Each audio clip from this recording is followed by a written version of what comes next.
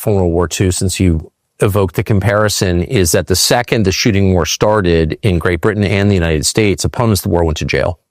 And Winston Churchill's entire political opposition went to jail with their wives for the duration of the war. And some of them died.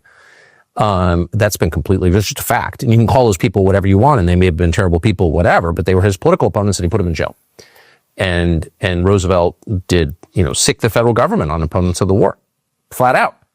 So if Lincoln did the same. And Lincoln did the same. That's exactly right. I love Lincoln. And in areas that we control in the Revolutionary War, which not a lot, the same thing happened. That's called war. Exactly. This is what happened. Exactly. And opponents of war are invariably described as allies of the enemy, and they're persecuted. Do you worry about that happening to you? You just said on camera, I don't want this war, but we're moving toward a third world war. Well, I saw look. Are you worried about going back to jail? I went to prison on a misdemeanor, but it was kind of along the same things. I wouldn't testify. I wouldn't turn, because I said this committee is not legitimate. Doesn't have a ranking member. Doesn't have a minority counsel. Is totally legitimate. Plus, he's got executive privilege. That's good enough for me. And if I have to fight this, and I think it's going to go to the Supreme Court, although I've served my prison sentence, I'm taking it up to the Supreme Court because I had a pretty good ruling, not terrible, from the appeals court. A couple of the judges are making arguments about why I should take it further. It's definitely going to happen. Look what's happening to you. I mean, I've known you for a long time, and I sit there and I look at what they're saying about Tucker. I said, what is Tucker saying so bad? He's kind of laying out these arguments that ought to be debated right now in the halls. Like pretty moderate. Tom Cotton's coming out and saying, oh, these influencers and podcasters aren't. Well, let's have a debate. When we had a debate about the Ukraine, about the funding of Ukraine in the Senate, we beat them. This is why Mitch McConnell had to resign. Because why? Because the podcasters and influencers are much closer to the MAGA base and can deliver the heat into the House and the Senate, and they know that.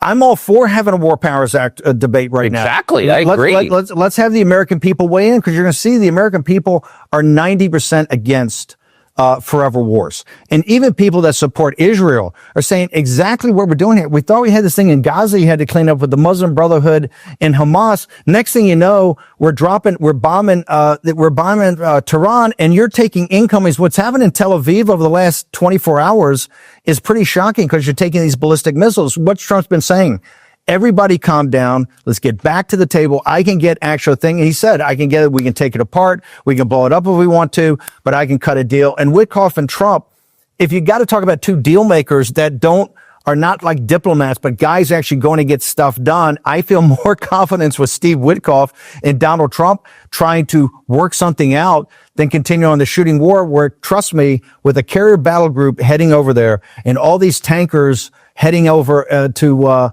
the Middle East, we are prepping right now to come in on the offensive side of combat sorties. And that's a game changer. As bad as it is now that we're a combatant, because we are a combatant, which I say, if they're unilateral, why did we get sucked in here? Where is that decision? Where you said, hey, Steve, decisions just get made. You never know how they get made. They're organic. There's never a moment where we stop and we say, do we want to be involved in another Middle Eastern war? You just wind up there, just like everything in life. You're just like, how did I get here? But I think that's why they're attacking you, because you're saying, hang over a second.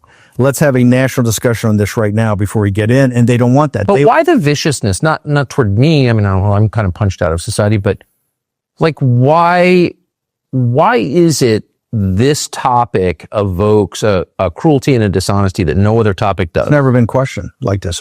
There's never been questioned out in the open. Yeah. We've never had this debate that you've kind of led for the last couple of months, and now we're actually having this debate. They've never had people in government like Tulsi Gabbard